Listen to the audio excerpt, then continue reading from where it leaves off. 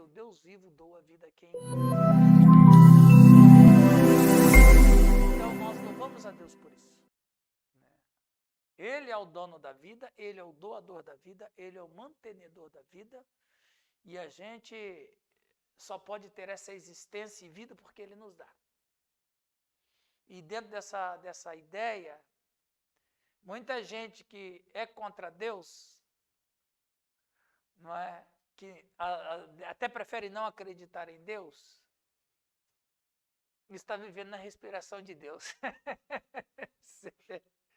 Deus dá o direito do sujeito falar mal dele, até de blasfemar contra ele. Mas se eu recolher o meu sopro, ele morre. Quer dizer, tudo morre. Então nós louvamos a Deus por isso, glorificamos a Deus por este grande amor que Ele tem para conosco. Amém, meus irmãos? Vamos orar a Deus e vamos começar os nossos trabalhos nesse sábado de manhã. Feche os olhos e vamos orar. Senhor nosso Deus, obrigado por esta manhã, obrigado por este sábado bonito que o Senhor Deus nos dá. Obrigado a Deus por este sol, por este céu claro, por este friozinho que está fazendo. E nós queremos, com toda a humildade de Jesus Cristo, pedir que o Senhor Deus abençoe nossa aula.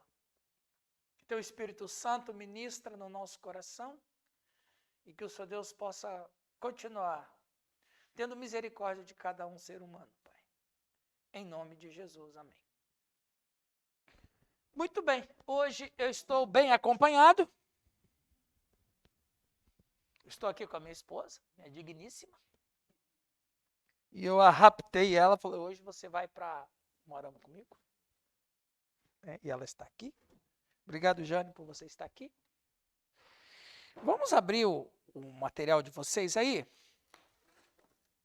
porque hoje nós temos umas coisas muito interessantes para tratar, porque hoje nós vamos entrar nos livros dos profetas menores.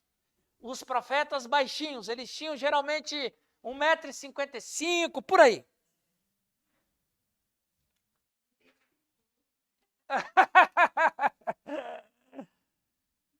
Muito bem. Claro que os profetas eram chamados menores, não pelo tamanho, claro, nós gostamos de fazer brincadeira com eles, não é?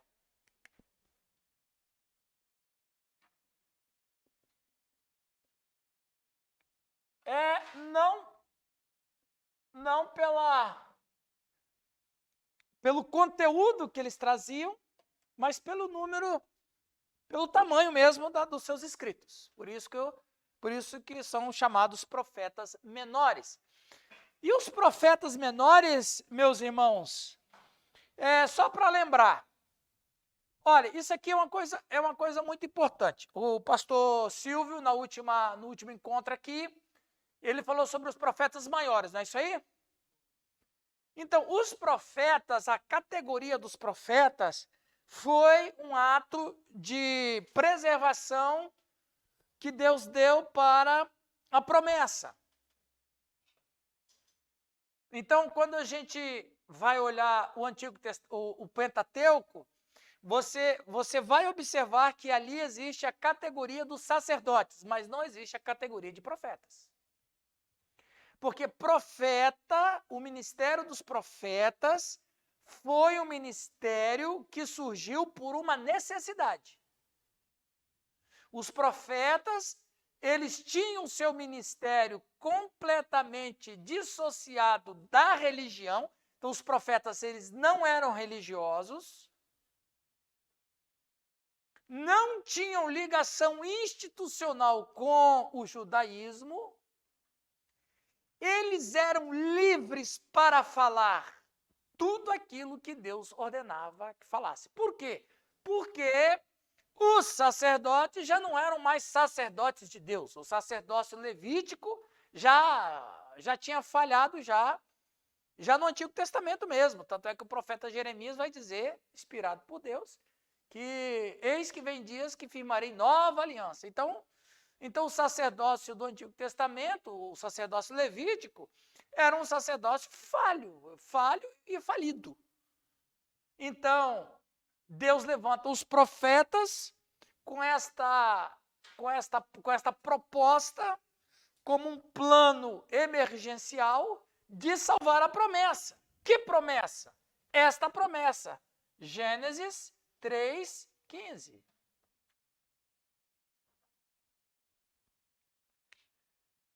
Essa promessa que eu sempre gosto de enfatizar é a maior promessa da Bíblia, e toda a Bíblia ela está pendurada em Gênesis 3:15.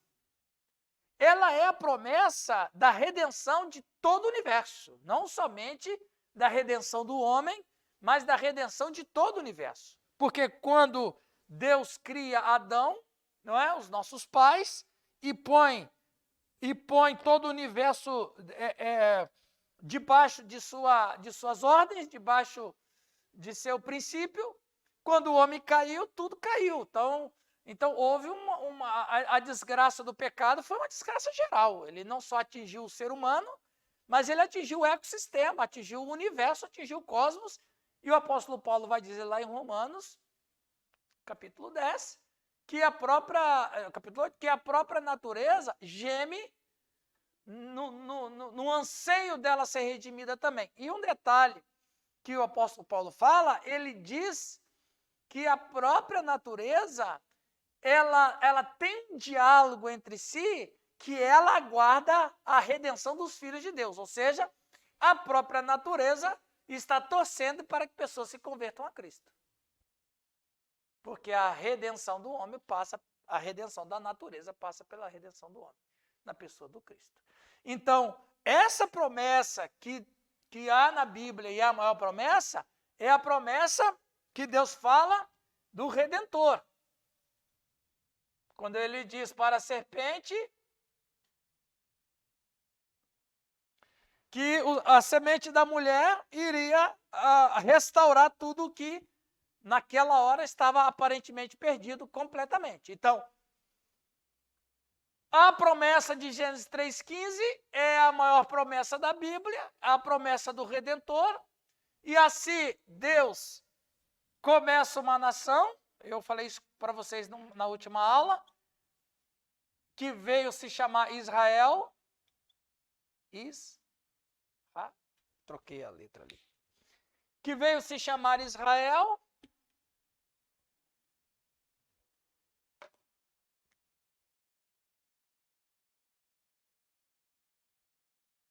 Israel foi essa nação para receber o Messias. E Deus, então, para fazer com que essa nação que viria para receber o Messias, essa nação que viria para receber o Filho de Deus, a promessa, ela seria blindada com leis,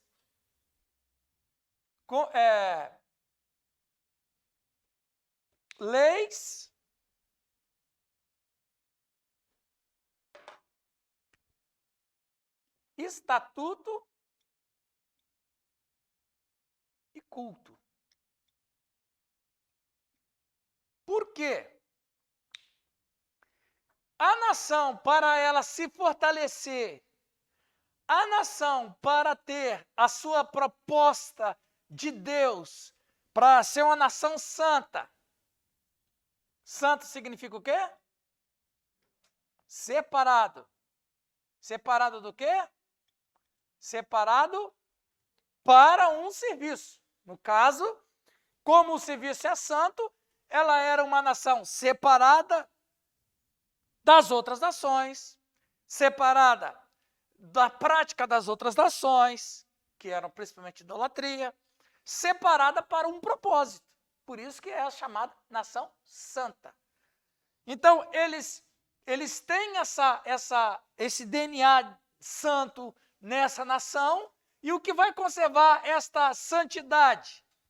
As leis, não é?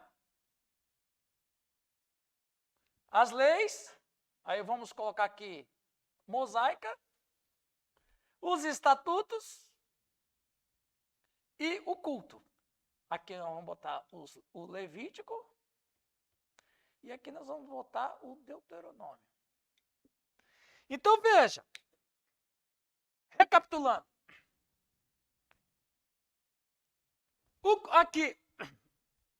aqui o culto, vou botar sacerdotes, sacerdócio. Então veja, meus irmãos, Deus tem uma nação, ele não vai fazer com que o seu Messias ou o Redentor, o prometido, seja um egípcio.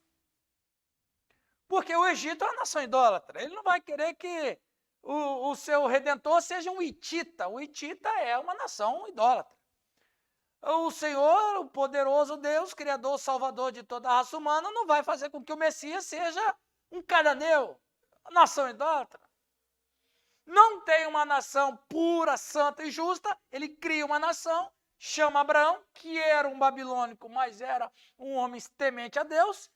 Abraão é chamado, vai para uma terra, aí a nação precisa de uma terra, então tem uma terra, a nação precisa de pessoas, Deus dá pessoas. E quando ela se estabelece, ela se institucionaliza, então Deus agora vai preservar essa nação, Deus vai conservar esta santidade da nação, e para ela se conservar e se manter pura, santa, digna, justa, para receber o Filho de Deus que vai ser encarnado, isso é uma coisa muito séria, o próprio Deus vai ser encarnado, o próprio Deus vai ser uma pessoa humana, o próprio Deus encarnado vai ter que ter um nome humano, vai ter que ter um registro civil, vai ter que passar por todas as fases de uma pessoa normal, inclusive nós estamos estudando isso em Cristologia, que tem sido muito interessante, né, pastor Giovanni? Muito interessante. Então, quer dizer, tem que ser uma nação diferente. Então, aí Deus estabelece a nação de Israel e, para proteger esta santidade, conserva ela através de leis, através dos estatutos e através do culto. Então, aqui, as leis, os estatutos, você tem uma proteção civil. Por que tem que ter uma proteção civil? Porque uma nação que não tem leis e estatutos, ela se autodestrói. Então Deus não vai criar uma coisa para se autodestruir. Deus só constrói. E o culto, que era o sacerdócio, para proteger a vida espiritual. Então veja como Deus, na sua perfeição, ele não somente, isso que Deus sempre faz, pastor Giovanni, o que Deus sempre faz? Deus cria, Deus sustenta e mantém para um propósito. Por que nós vivemos? A gente vive por viver? A gente vive porque eu sou fruto biológico da relação sexual dos meus pais?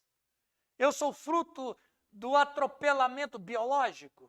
Não. Se eu estou vivo, se Deus permitiu que a vida viesse até a minha existência, é porque tem um propósito. Ele tem um propósito para todo mundo. Ninguém, nada no cosmos existe sem um propósito. Tudo tem um propósito. Cabe a nós encontrar o propósito que Deus tem preparado para cada um de nós. Pois bem, Deus tem um propósito, Deus protege, a nação ela vai ter proteção civil, para ela se autoproteger como sociedade, e ela vai ter o culto, que é essa proteção espiritual. Para quê, Lari? Para que a nação não se envolvesse com idolatria. Porque se Israel vai se envolver com idolatria, ele não precisava fazer uma nação nova. Isso é uma idólatra qualquer. Muito bem, aí chegam os profetas. Por quê? Porque essa parte aqui ruiu. Porque o sacerdócio, ele se envolveu com dois problemas. Primeiro, o sacerdócio envolveu com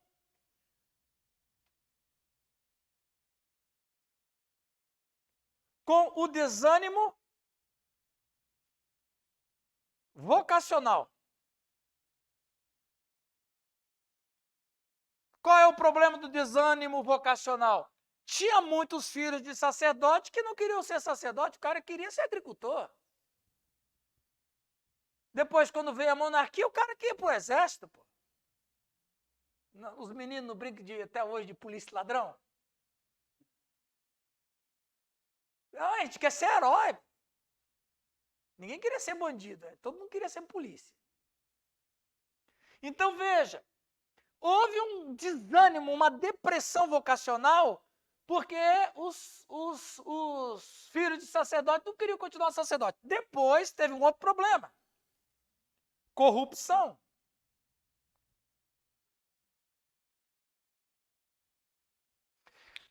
Como corrupção? Quando a monarquia se institucionalizou em Israel, que não deveria, mas ela se institucionalizou, em aproximadamente 1040,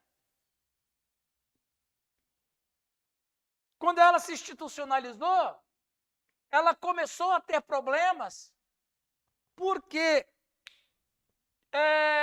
cerca de 150 anos depois, 150, 160 anos depois, quando houve a ruptura civil, quando o reino quando o norte se chamou Reino de Israel, ou Reino do Norte, e o sul ficou com a capital em Jerusalém com a tribo de Judá, então o que aconteceu?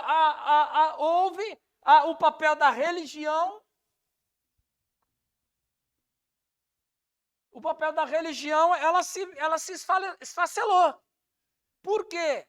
E a gente vai entrar já em Oséias. Por quê, Janisley? Porque, por exemplo, tinha culto para Jeová e tinha culto para Baal. Então, você escolhe qual culto você quer. Eu quero ir para culto para Baal, para Jeová. Então, ok. Mas só que quando o sujeito estava lá no culto para Jeová, a liturgia era para Baal. Então, houve um problema seríssimo religioso em Israel. E aí entra a corrupção do sacerdote. Por quê? Porque os reis maus mantinham a religião para sustentar o seu poder civil. Você quer manter o povo debaixo da obediência? Tem uma religião forte, domine a religião. A religião é o grande cabresto do povo. Você pôs a religião, é fácil você dominar. Então, o que os reis faziam? Os reis falaram assim, não, você não precisa, esse era o problema do norte principalmente, vocês não precisam ir para o sul, para ir lá para o templo. Aqui tem culto que você quer. O que você quer, Larissa? Você quer adorar quem? Eu quero adorar Baal. Opa, aqui tem para Baal. Você quer adorar quem, Janisley? Eu quero adorar Astarte. Opa, aqui tem Astarte. Você quer adorar quem, Elizabeth? Eu quero adorar Jeová. Opa, aqui, então você não precisa ir para lá. Você escolhe, virou uma religião à la carte. Para quê? Para os caras manter o povo debaixo de controle, os reis. Dentro dessa perspectiva, os sacerdotes eram corruptos, muitos deles, porque eu sou não mais servo do Senhor Jeová, eu sou servo do rei, ele que está me pagando. Lembra lá, inclusive a Janisley nós estávamos falando sobre isso, o profeta Micaías, né? Na guerra, o Josafá foi se aliar com Acabe e diz, Acabe, vamos consultar Deus para ver se porque o Josafá era um pouquinho mais crente, né? Vamos lá fazer uma luta, vamos lutar, vamos lá, mas antes de ir, Acabe, vamos orar a Deus, você tem um profeta. Os profetas lá chegaram assim, vai que Deus é contigo, tudo recebendo propina do Acabe. Mas vem cá, tem uma coisa errada aqui, não é possível, os caras estão tudo decoradinho. Eu tenho um profeta aí, mas ele é da oposição. Aí o Micaías chega e diz assim, vocês vão quebrar a cara, está falando aí, é oposição isso aí. Então, veja, o sacerdócio faliu, os sacerdotes faziam aquilo que o rei queria, o rei mau, geralmente. E aí, o que faz? Para que esta santidade não se perca completamente, Deus levanta a classe dos profetas. Ok, como o rei não dominava o profeta, o cara vai, então vou matar ele, eu não posso, não mato. Então veja, os profetas, meus irmãos, os profetas, eles eram esta ação de Deus para manter viva a esperança da promessa.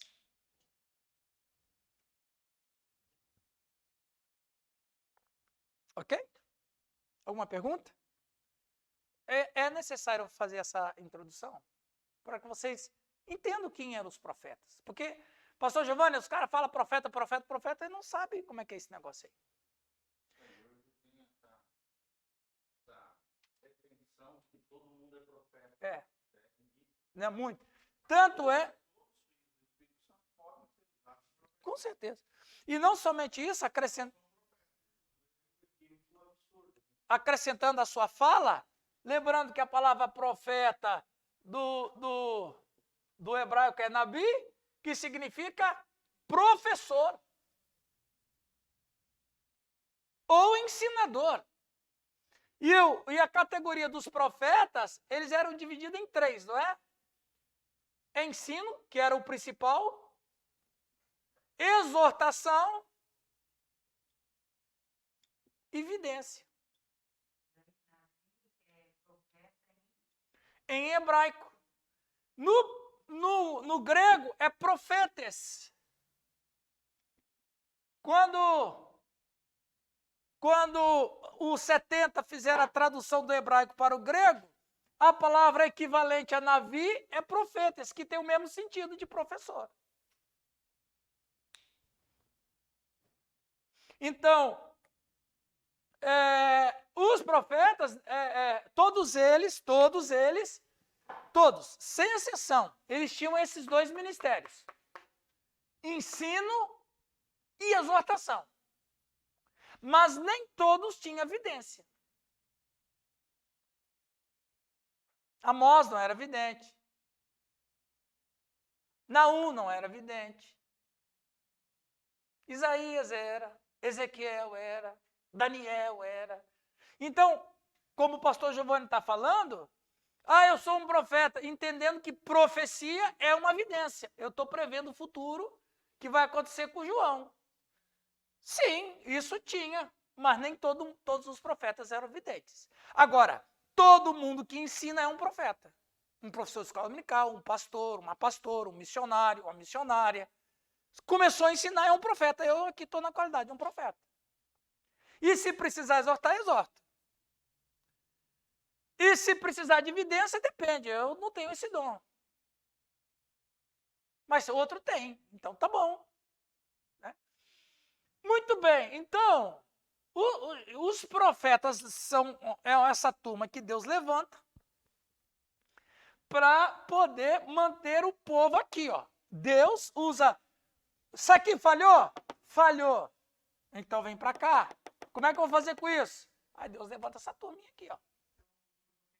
Eles eram pessoas comuns que não tinham necessariamente nenhuma ligação com a religião.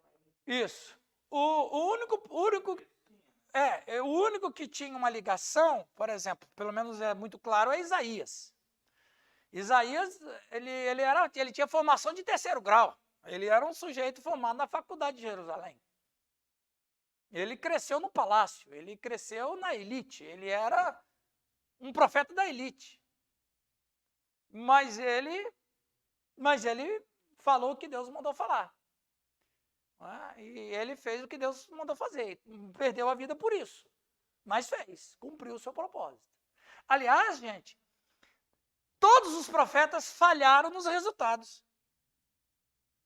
Mas nenhum deles falharam na missão. Só falharam nos resultados. Porque se eles tivessem tido resultado, Israel não seria cativo.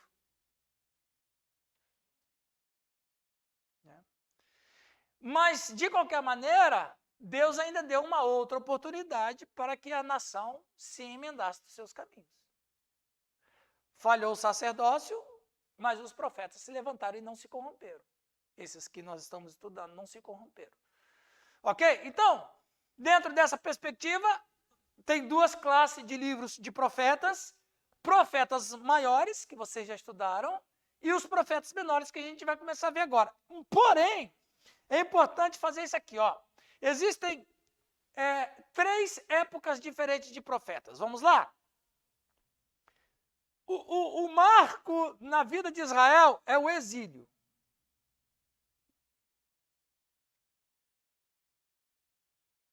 Aproximadamente 500. Sabe que data antiga não é precisa. Então, sempre aproximadamente. Aproximadamente 606 a.C., oficialmente falando, com Nabucodonosor. Então, veja. O exílio é o divisor de águas da nação de Israel. E o exílio, ele foi, o pastor Giovanni, o remédio amargo. O exílio foi o remédio amargo que Deus deu para Israel para eles não se perderem, porque estavam se perdendo para a idolatria. Então, o exílio foi o remédio amargo que Deus deu para Israel tomar para que essa promessa fosse cumprida. Essa promessa. Se Israel não toma o remédio amargo, nós não estaremos aqui. Mas Jó diz que os planos de Deus não podem falhar. Então, que Deus sempre tem uma saída. Então, o exílio, ele começou. Então, o exílio é a grande régua dentro dessa ideia. E aí nós temos os profetas saindo daqui. Nós temos os profetas pré-exílicos.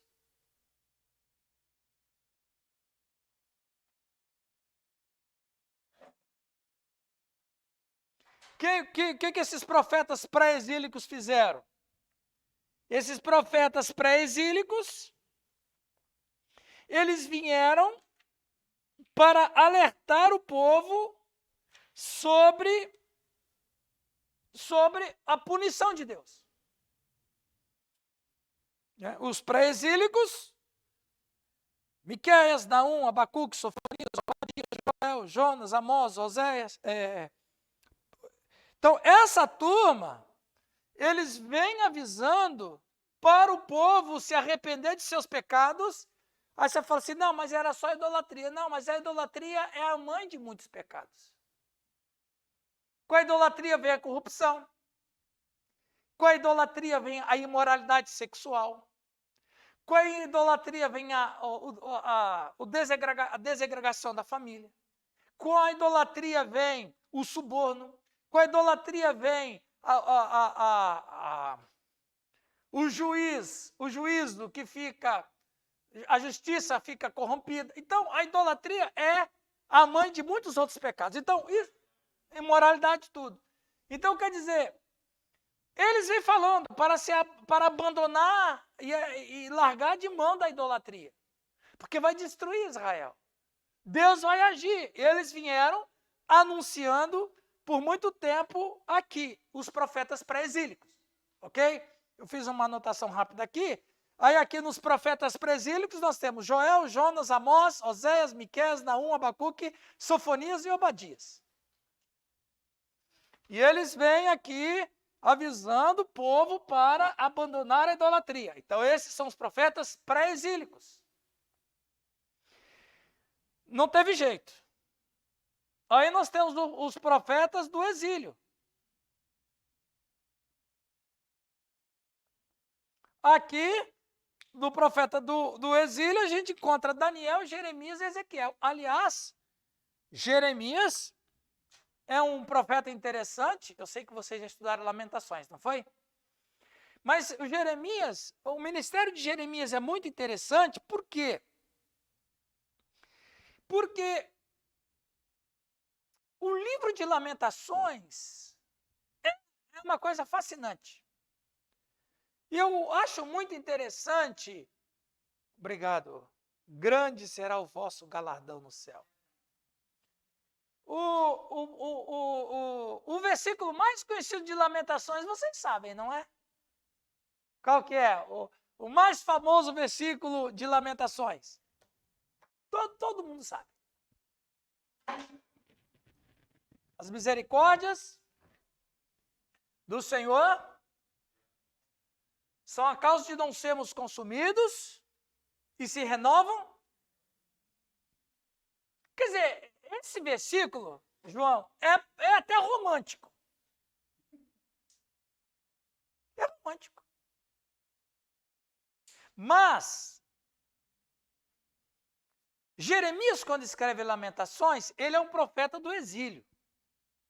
Ele está indo embora para a Babilônia, junto com os deportados. Aí alguém descobre que ele é um profeta e então ele é mandado de volta para Jerusalém, para o povo não ficar desamparado.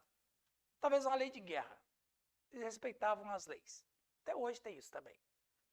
Inclusive, uma das leis da guerra de hoje é nunca ter guerra biológica, que aconteceu na Primeira Guerra Mundial, né? Não, isso aí é covardia demais. Então, dentro da lei lá que eles decidiram, quando tiver uma próxima guerra, ninguém vai usar o gás mostarda, ok? Ok. Então, as guerras têm as suas leis. Isso, a opinião mundial detona. Então, mas aí, se o cara joga bomba, é isso aí mesmo. Se o cara entra com um tanque na cidade, é isso aí mesmo. Agora, jogar gás, não. Aí a turma não perdoa. Aí a comunidade internacional, o tribunal internacional não condena o cara que faz isso. Ok. Então, Jeremias volta para dar um ânimo para o povo que fica. Quando ele chega lá, o que ele encontra? Uma cidade devastada, sangue coagulado pelas ruas, milhares de órfãos, milhares de viúvas, milhares de pais que perderam seus filhos, mulheres violentadas e estupradas, uma cidade sem direção civil, o templo, que era a consciência religiosa e espiritual, destruído. Ele tem uma cena caótica. Ele olha para aquilo e fala: Deus é bom. Deus é misericordioso. E aí ele vai escrever o seu livro Lamentações, ele observa tudo isso. O pessoal fala, pastor Giovanni, não é o pessoal fala, os estudiosos o apelidaram de profeta chorão. Mas ele foi o cara mais positivo que teve. Ah, porque ele era muito chorão. Tudo bem, ele podia e talvez foi de fato emotivo. Mas ele foi o profeta que foi a lâmpada de Israel. Ele foi o cara mais positivo. Porque quando ele fala, as misericórdias do Senhor são a causa de não sermos consumidos, o camarada falar isso, vendo uma cena dessa, o cara tem esperança. Não é verdade, Isabel? E não só isso, ele glorifica a Deus, quase como Jó. E esse texto de Lamentações, ele é interessante, porque ele vai dizer que se tem ruína, é porque nem tudo está destruído. Essa é a mensagem que ele passa. Ele encontra Israel em ruínas, mas não encontra Israel destruída. Um casamento pode estar em ruínas, mas ele não está destruído. Uma vida pode estar em ruínas, mas ela não está destruída. Por quê? Porque Deus faz tudo de novo das ruínas. E essa é a mensagem desse homem que, às vezes, algumas pessoas falam que ele era deprimido. Ele não era deprimido, ele era um cara positivo. Ele só era emotivo, mas ele era positivo. Melancólico, desanimador. Não, ele, pelo contrário, o cara chorar não quer dizer que ele é desanimado, deprimido. Ele olha para essa situação caótica e diz: as misericórdias do Senhor são a causa de não sermos consumidos. Aí o pastor Giovanni falou: suas misericórdias renovam cada manhã. Alguém poderia dizer assim: você está doido? Aí ele vai falar assim: não. Faz 600 anos que os profetas estão avisando. Nós somos tão duros de coração com o Senhor que não era para Israel ter sido varrida do mapa. Se tem essas ruínas aqui, porque Deus é bom. Deus não permitiu que o mal tomasse conta de tudo. Porque aí o profeta Isaías já tinha falado um pouco antes dele, que Deus não esmaga a torcida que fumega e nem quebra, e nem a cana quebrada ele vai restaurar. E ainda assim, quem lembra de Ezequiel só lembra do 37. Eu nunca vi sermão sino que não era do capítulo 37 de Ezequiel. O Vale dos Ossos Secos.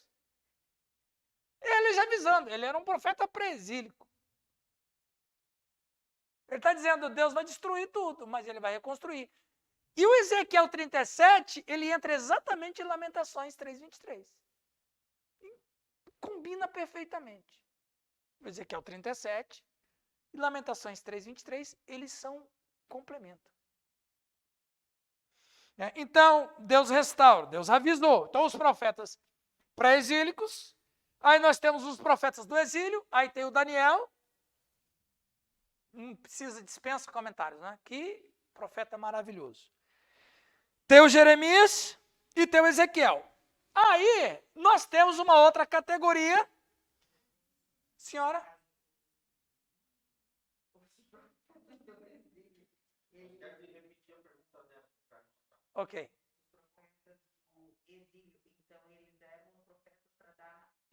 Isso, os profetas do exílio, como você me pergunta, eles eram para exatamente promover a esperança, para o povo não ficar caído. Então, Daniel e Jeremias e Ezequiel viveram o período do exílio, mas estavam sendo como lâmpada em Israel para eles não perderem a sua visão de que Deus havia prometido. E daí nós temos a outra categoria de profetas, que é muito interessante, que são os pós-exílicos. Por que eu acho interessante? Porque agora, 70 anos depois, esses profetas pós-exílicos, que eram 3, Ageu, Zacarias e Malaquias,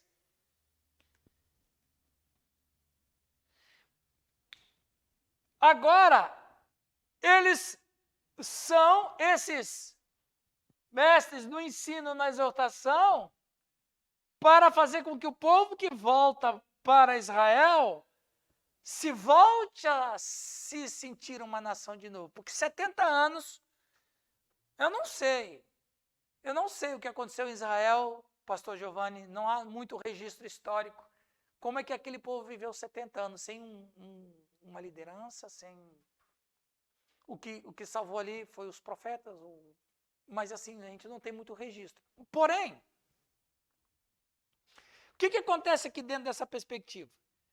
Os profetas pós-exílicos, o Ageu, Zacarias e Malaquias, eles vêm para dar orientação. Por quê? Porque, veja bem, considera aqui, Lari, comigo. Nós temos uma grande leva de mais ou menos... Nabucodonosor, aproximadamente, ele leva 50 mil judeus. Existem alguns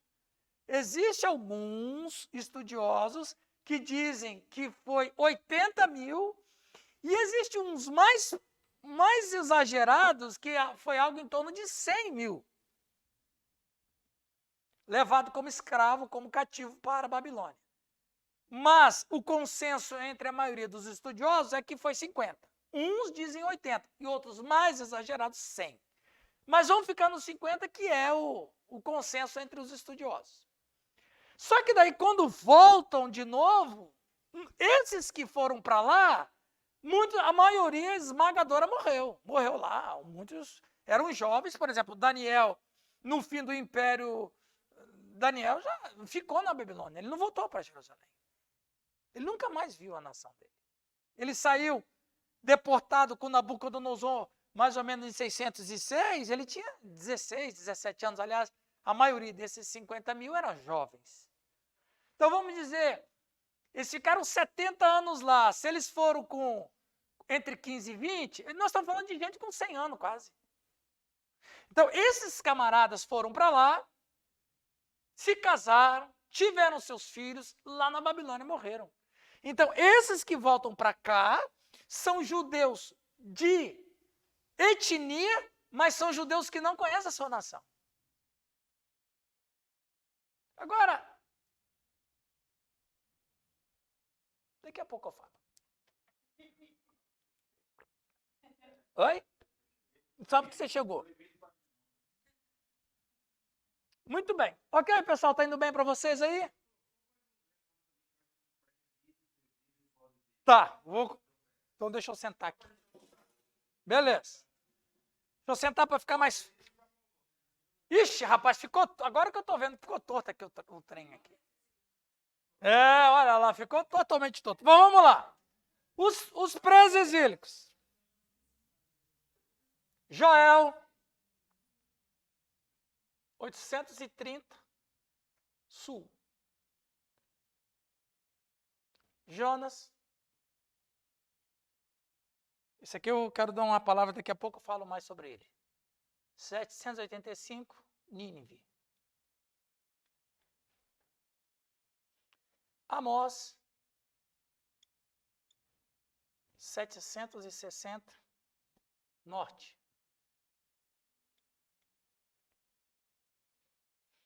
Oséias, que nós vamos entrar agora, 750, norte.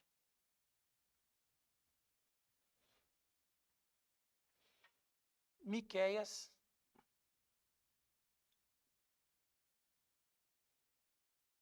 730, sul. Naum, 620, Assíria.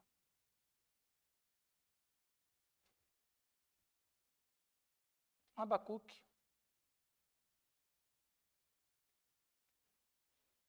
612, sul. Sofonias, 607. Antes de Cristo. Isso, antes de Cristo. E Obadias, 586, Edom. Eu vou falar mais particularmente de cada um desses aqui. Ok? Entrei um pouco ali, né? Durante o exílio. Isso. Ficar bonitinho aí, porque nós estamos aqui numa sala de gente muito especial, não pode fazer de qualquer maneira. Aí nós temos aqui os exílicos, que foi Daniel, Jeremias e Ezequiel. E os... Um pouco. O Jeremias, ele está naquela faixa, exatamente. E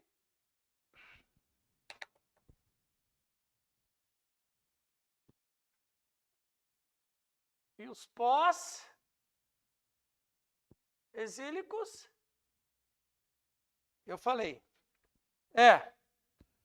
Ageu, Zacarias e Mussum. Não, Zacarias e Malaquias. Esse aqui vamos botar 520, 515 e 430.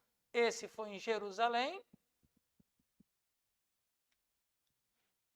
Esse foi em Jerusalém. E esse foi em Jerusalém. Todos eles. Por que em Jerusalém? Porque eles vão reconstruir a nação a partir da capital.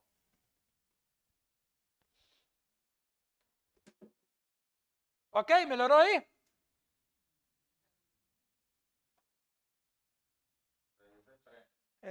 Faltou aqui um pedacinho ainda para ele aqui, ó. Isaías é pré. Bom, acrescenta aí Isaías aí no...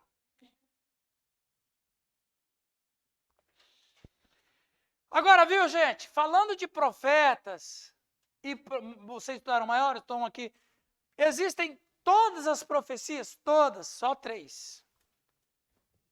Resumo de todas as profecias.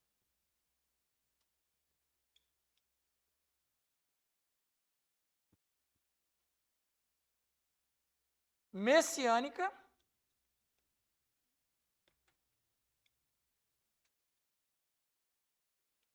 cativeiro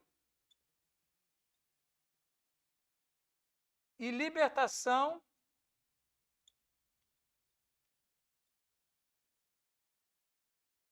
do cativeiro. Então, todos esses profetas aqui, todos eles, as profecias deles giraram em torno de 3 temas: messiânica, do cativeiro e libertação do cativeiro. O milênio estaria dentro da messiânica. Agora, tem um detalhe. Existem uns flashes. Uns flashes não é o grosso da profecia. Não é. Existem uns flashes em Isaías, uns flashes em Zacarias, da terra no porvir. Mas não é o grosso das profecias, entenderam, né?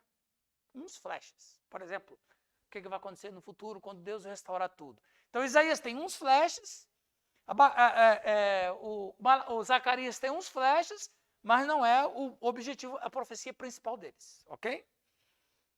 Ok? Ok, então vamos lá. Entrando no livro de Oséias, nossa, está quase na hora do lanche já. Tá, essa introdução aqui, eu acredito que tenha sido importante para vocês, certo, Elizabeth? Agora dá para aumentar. Qual é o nome da senhora mesmo, é? Como é que o povo te chama? Rosa, ok. Daí, dona Rosa, deu para dar uma panorâmica sobre a ideia de profetas? Ficou bem claro agora, né? Ó, que benção, viu? Ó.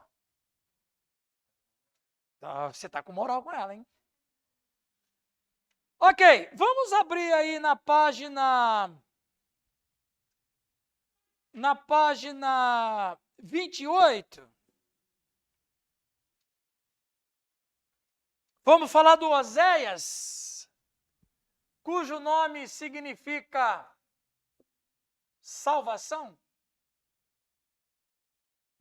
O Oséias, coitado, vou te contar, os profetas em geral, Isaías andou pelado na rua, amarrado com corda.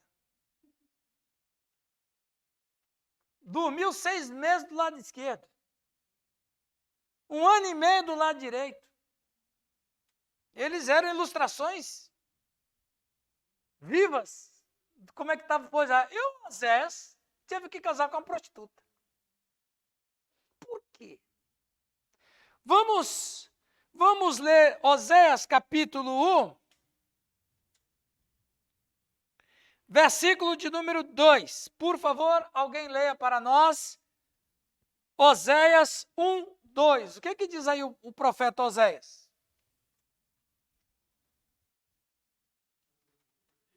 Versículo 2.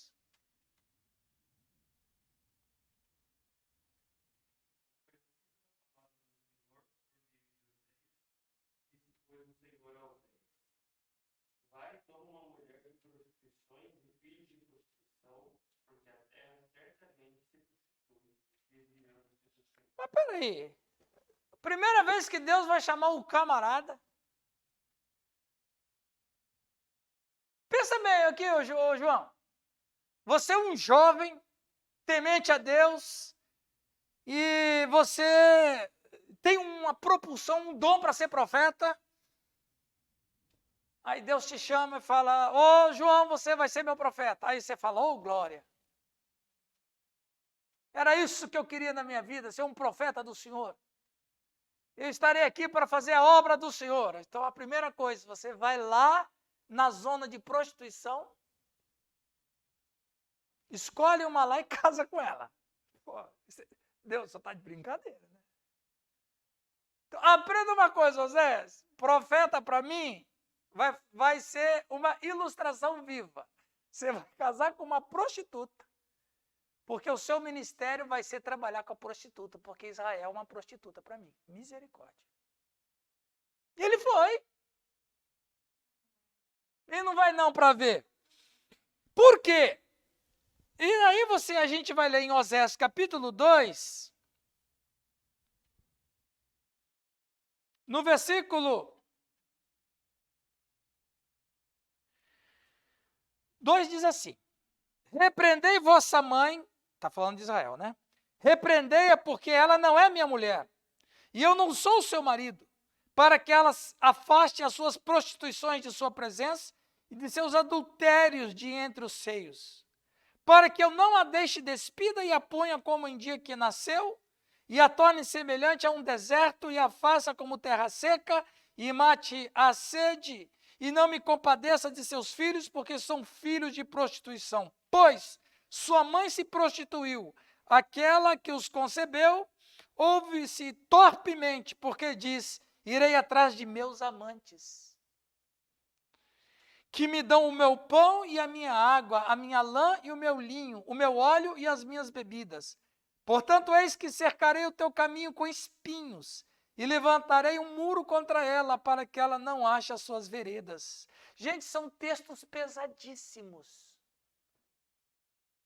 Deus usa termos aqui, às vezes, que dá constrangimento de ler.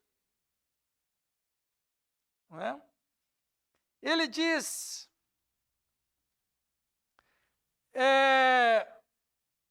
devastarei a sua vide, verso 12, e a sua figueira, de que ela diz: esta é a paga que me deram os meus amantes. Eu, pois, farei delas um bosque, e as bestas feras do campo as devorarão. Castigá-la-ei pelos dias dos Baalins, nos quais lhes queimou o incenso e adornou as suas arrecadas e com as suas joias, e andou atrás de seus amantes, mas de mim se esqueceu, diz o Senhor. Então, veja, Deus, ele diz que relacionamento que ele tem com a sua nação é a mesma ideia do homem e mulher. Por quê?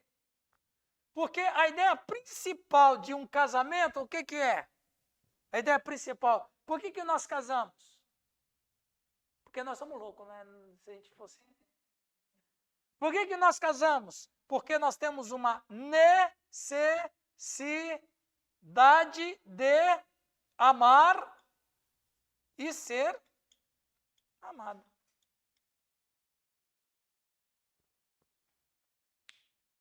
Casamos por isso. Nós temos necessidade de amar e ser amado. E nada é mais humano entre os humanos do que o casamento. Nada é mais humano do que o casamento. Então veja, o relacionamento de homem e mulher, marido e mulher, para Deus, é o momento onde o amor, ele se consome, se completa, e ali os dois são uma só carne. Eles são um. E é a mesma palavra lá que Deus vai usar em Gênesis, né? Os dois formarão uma só carne, errado. Muito bem, então Deus falou assim, ó, você quer saber qual é o meu relacionamento com Israel? É como marido e mulher.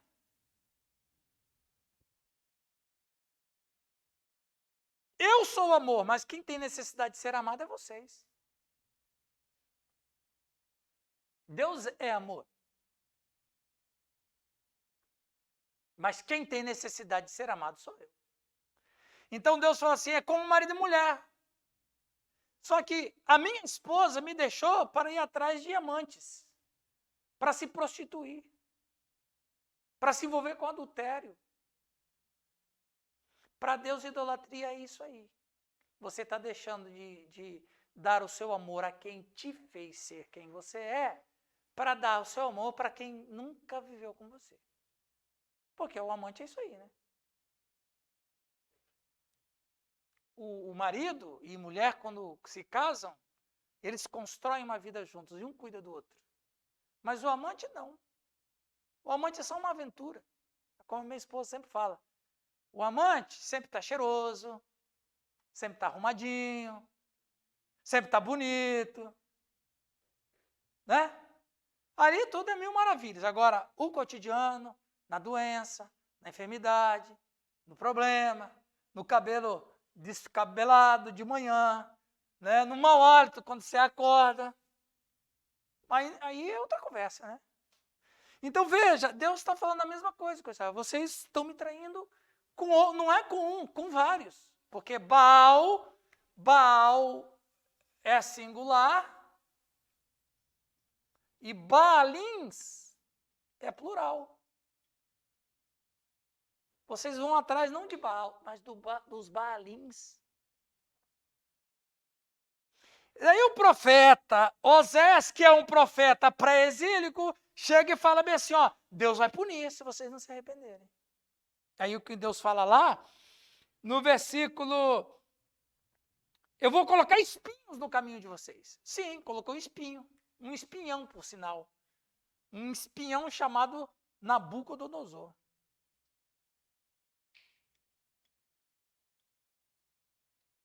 Gente, nós temos que agradecer a Deus por Nabucodonosor, ele que salvou a lavoura. Porque se Nabucodonosor não faz aquela desgraceira, Cristo não viria. Porque a nação iria ser destruída, Deus iria destruir Israel. Mas antes disso aí, ele vai dar um jeito. Aí os profetas tentaram e tal. Muito bem. O Osés está aqui desse conjunto e ele vem avisando, ó, Deus vai punir, se não se arrepender, Deus vai castigar. Para você ter noção do que era a corrupção na idolatria, no capítulo de número 4,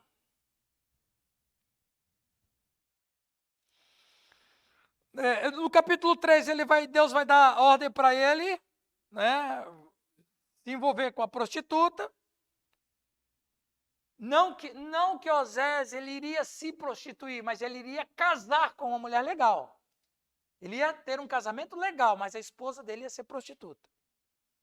No capítulo 4, ele vai dizer, no versículo 1, ouvi a palavra do Senhor, vós, filhos de Israel. O que Osés está fazendo aqui? Qual dos três? Exortação. Ouvi a palavra do Senhor, vós, filhos de Israel, porque o Senhor tem uma contenda com os habitantes da terra, porque nela não há verdade, nem amor, nem conhecimento de Deus. O que ele está falando? Exortando. O que só prevalece é perjurar, mentir, matar, furtar, adulterar, arrombar, homicídio sobre homicídio. Não é só o problema da idolatria, pastor Giovanni. A idolatria acarreta tudo isso aqui. Agora, você, Elisângela, pode imaginar uma nação que tinha essa perspectiva? Para essa que Osés está falando que é? E declínio total. Eu vou dizer mais. E o Cristo vai dizer isso lá em Mateus capítulo 11. O Egito é mais santo do que Israel. Por quê? Porque o Egito era uma nação idólatra por sua própria natureza, sem saber que existia o Deus único e verdadeiro. Mas Israel sabia.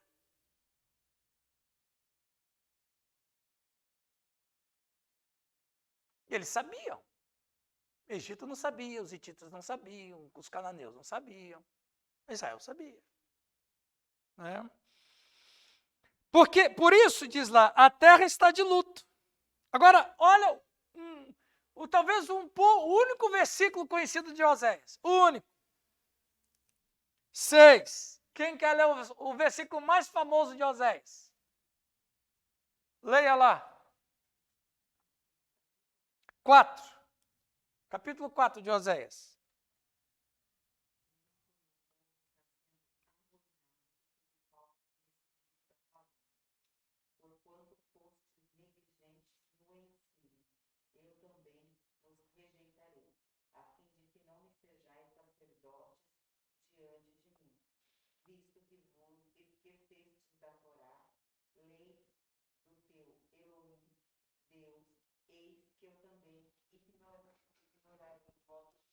Veja, aí tem aqui, ó. Vamos olhar aqui o mapa que eu desenhei. Aí ele vai dizer: o meu povo está sendo destruído por falta de conhecimento. Por quê? Aí Deus faz a denúncia. Porque tu, sacerdote, aqui, gente. Porque tu, sacerdote,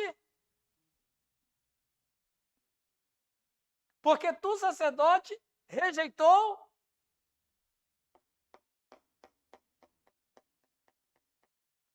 levar esse conhecimento ao meu povo.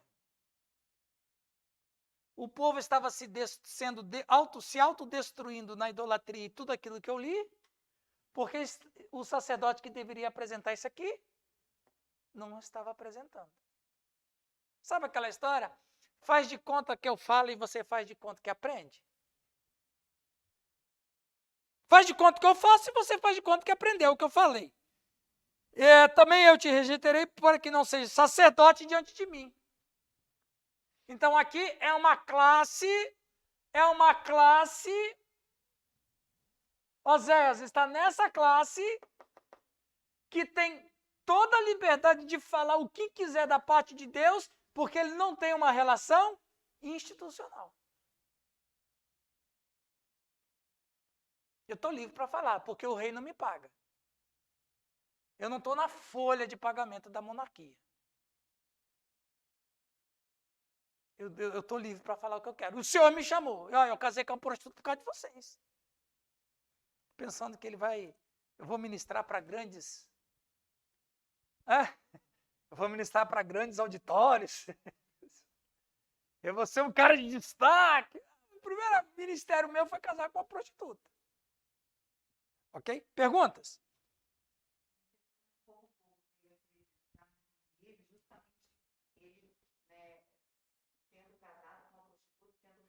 Sim. Nessa mesma categoria, assim, filhos, né, que não seguiram o Senhor, né, que eu entendi. Uhum. Exato. Porque a corrupção tomou conta, Elizabeth. Não, então, é contra, tipo, é estranho, né? Tipo, como se não tivesse moral para falar. Entende? Sim. Só que é aquela história. Ele só casou com ela porque o senhor mandou.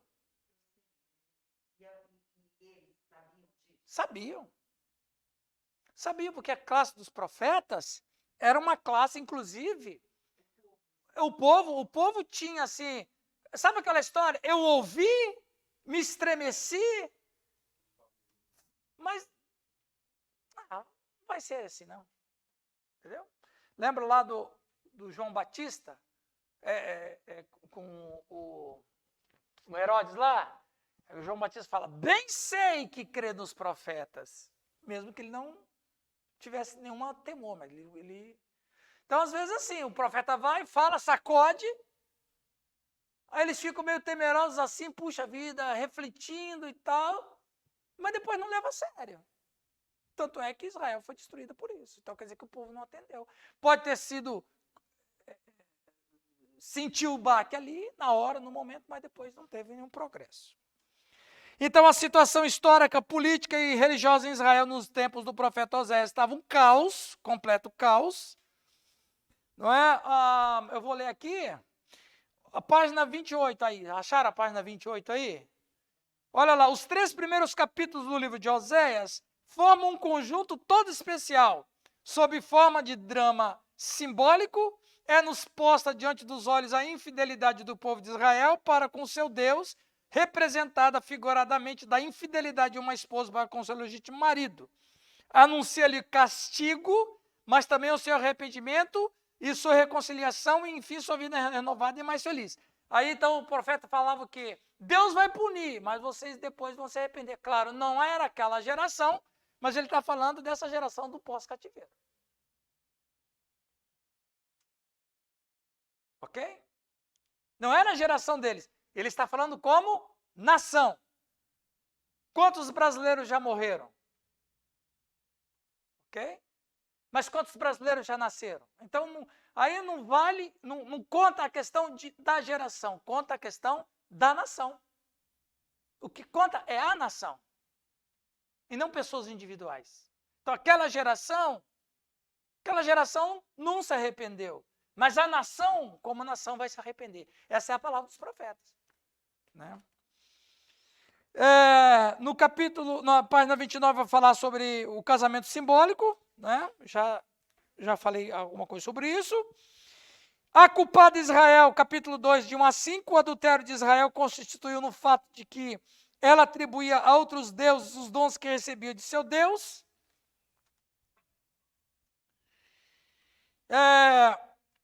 O amor divino e amor humano, capítulo 3, verso 1 a 5. O relacionamento entre Deus e Israel era de amor.